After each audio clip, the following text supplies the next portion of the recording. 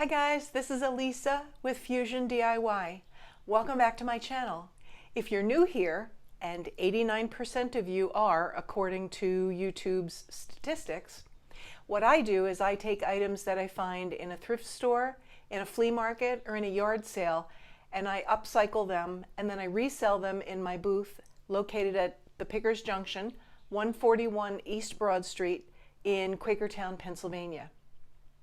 In today's video, I'm taking 3 items that I found and I'm upcycling all 3 of them, and wait till you see how they turned out. 'Tis the season and I love yard sales and flea markets, and so I found some great things along the way. So please be sure to stay to the end and you can see some of the new items that I've placed in my booth. But now let's get to the video. This galvanized tray I picked up at the Habitat Restore a while ago, and it's been sitting in my stash. I wasn't really sure what to do with it, but last week I was at a rummage sale and I happened to find a set of patriotic mugs, and I decided that I was going to make a patriotic tray to match the patriotic mugs. So after giving it a coat of paint, I am going to begin to decoupage the paper onto the tray. And in this instance, typically what I would do is I would remove the top ply from the rest of the plies. This was a 2-ply napkin, so I decided not to remove the second ply, and I left it more on the thick side because I wanted this tray to have some durability.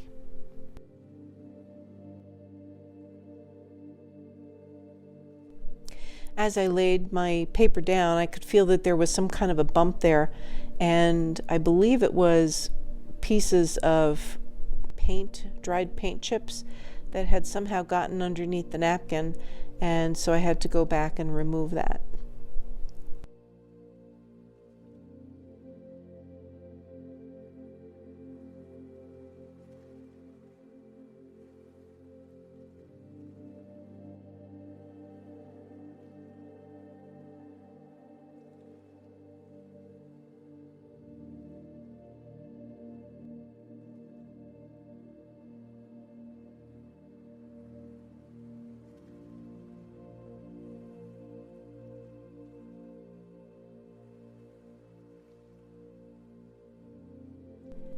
The corners were a bit tricky, and I never really did get to the point where I was satisfied with how smooth they were.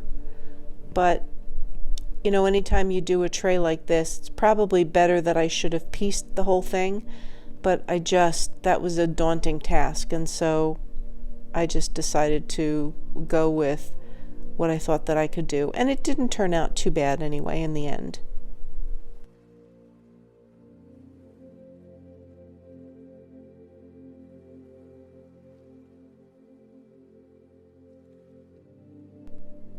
It was hard to match up the pattern simply because of the way that the napkins were designed, and so I just decided to, even though it was not going to be a great match, I decided that I was simply going to put the napkin down there anyway. Normally I would break off the edges to make sure that the seam was almost invisible, but I chose not to do that this time, especially because I was using the 2 plies.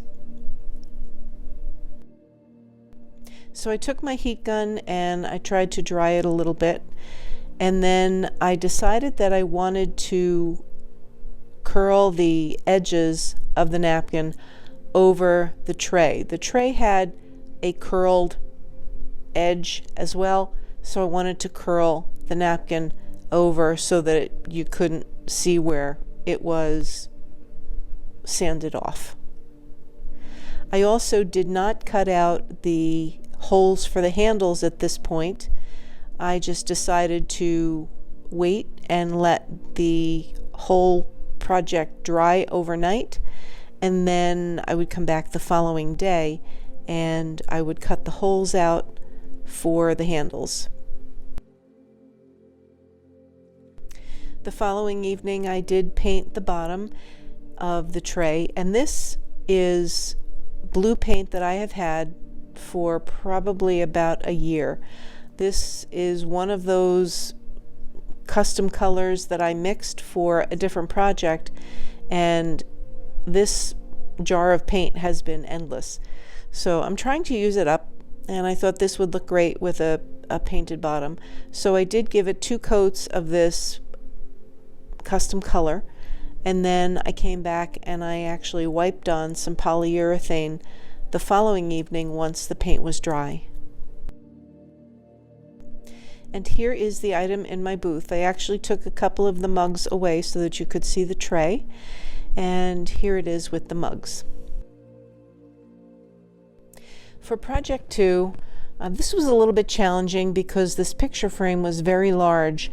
It was an 8-inch wide by 30-inch long frame, and I picked it up at a yard sale, believe it or not, new in the box for $2.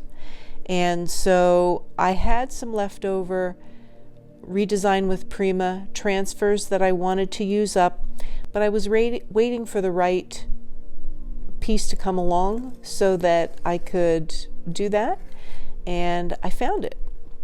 So I cut out a piece of foam board, and then once I got the foam board cut, then I am going to go back and I'm going to make sure that it fits into the frame. I like to do a dry fit first to make sure that it's going to be okay in the frame.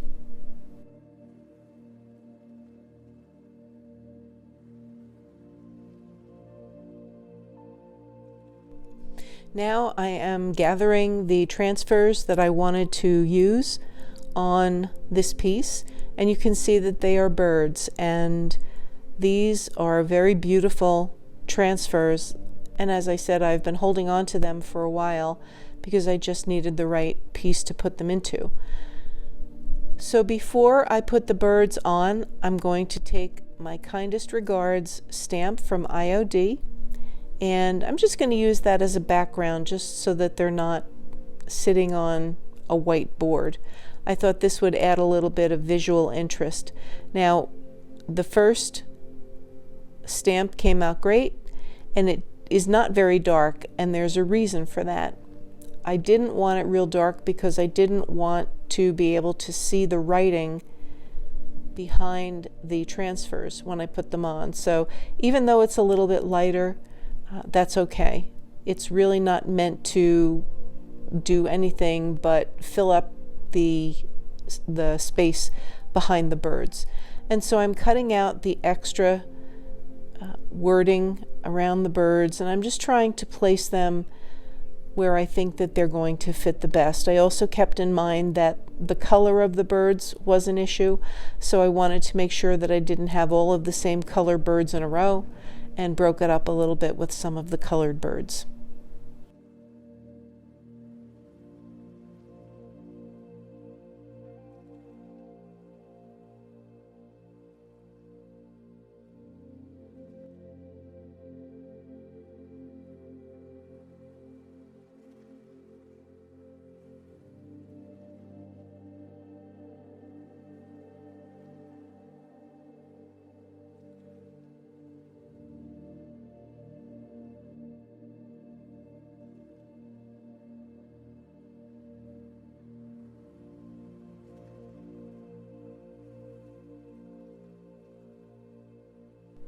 So here I'm slipping the back of the frame under the foam board to give the board a little bit more stability so that I can press the transfers onto the foam board.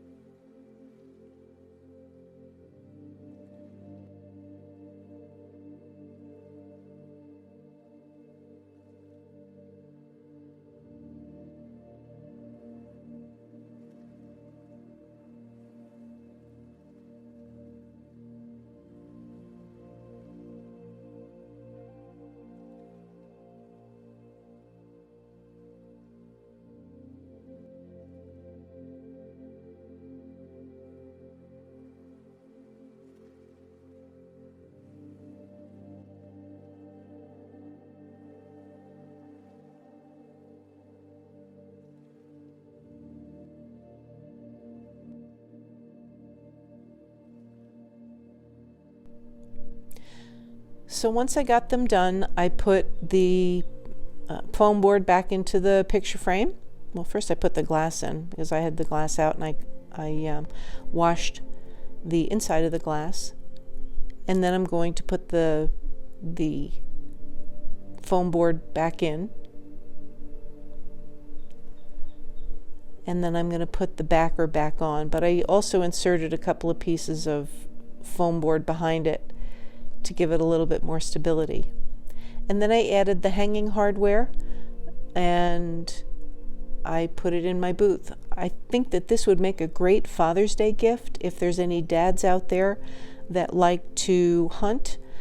This would be an awesome gift for a man cave. And here it is in my booth. This is a picture, and then I'm going to show you a video where you'll be able to see the entire thing.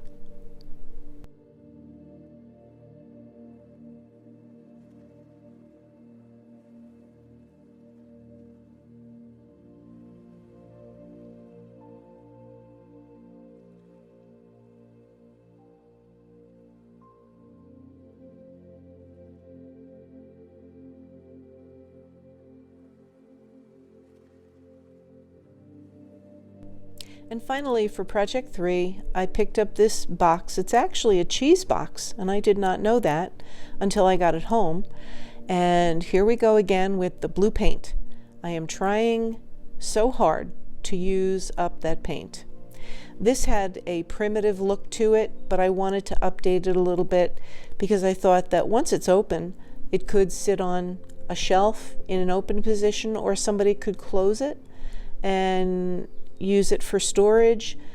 It's just a really pretty box, and I just wanted to give it an update.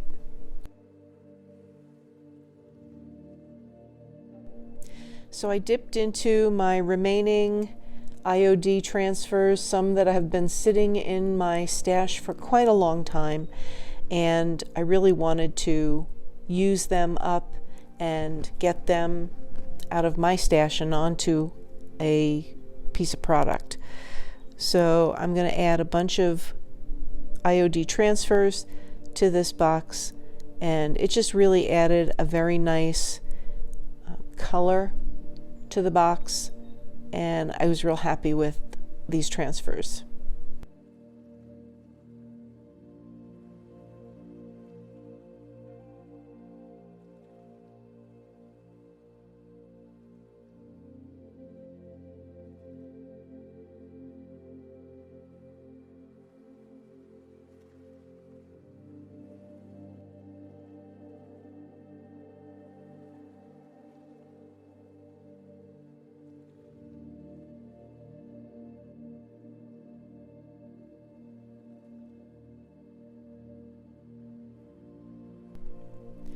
As I went through, I started to think about what leaves I could add.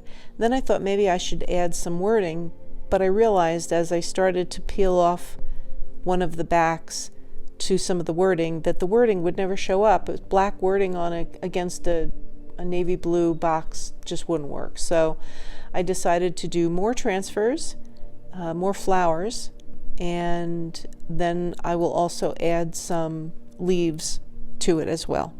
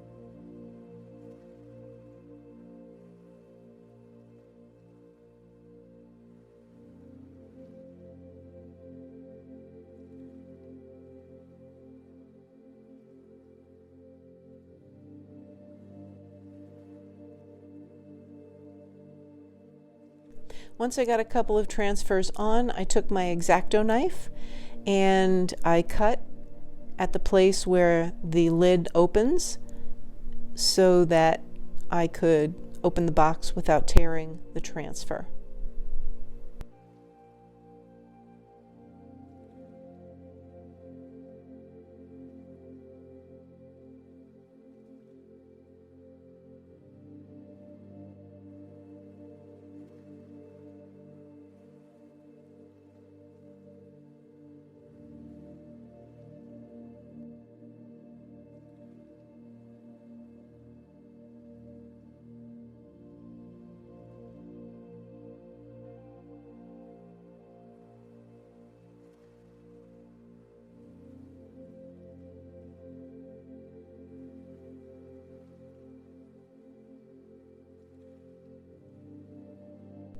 The nice thing about these IOD transfers is that you can layer them, so you can put leaves on top of leaves or leaves on top of flowers, however you want to do it, and they adhere to one another just perfectly. So that's what I did here. Hindsight is always 20/20. If I had thought about it, I probably would have put the leaves down first and then put the flower on top of the leaves, but I still think it turned out okay for the purpose that it's going to be used for.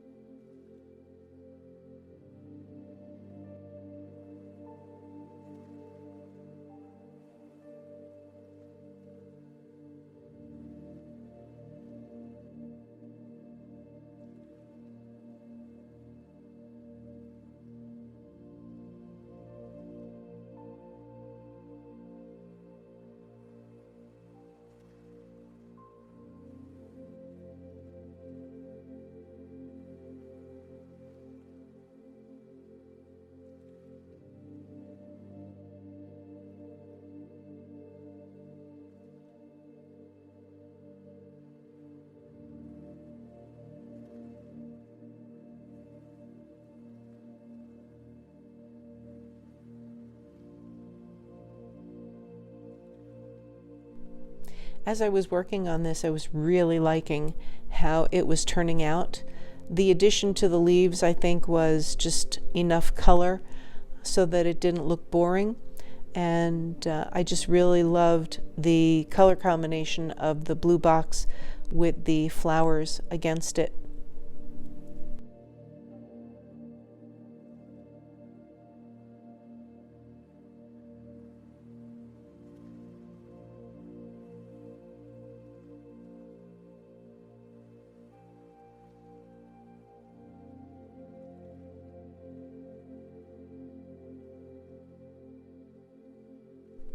Once all of the transfers were on, I opened the lid and you could see where some of the transfers were still hanging there where I cut them. So what I did was I simply pushed them up against the box, and then you really couldn't see that there was anything ever there. I also took some clear wax to the inside of the box to clean it up and to give it a little bit more of a sheen, and here it is in my booth. I think it turned out great. So what did you think? What was your favorite project? I have to say mine was the picture of the birds. I kind of had an idea of what it was going to look like when I started, but it turned out far beyond my expectations, and that's always a great thing. So thank you for joining me today. If you enjoyed this video, please give it a thumbs up. Hit the subscribe button if you're not subscribed. As I said, 89% of you are not subscribed to my channel. It doesn't cost you anything to subscribe, and when you do, it actually notifies YouTube and it changes the algorithm so that my video goes out to a lot of other people. Also, that happens when you comment and when you hit the notification bell to be notified when I upload another video. So I hope to see you in future videos. Have an awesome week, and I'll see you soon.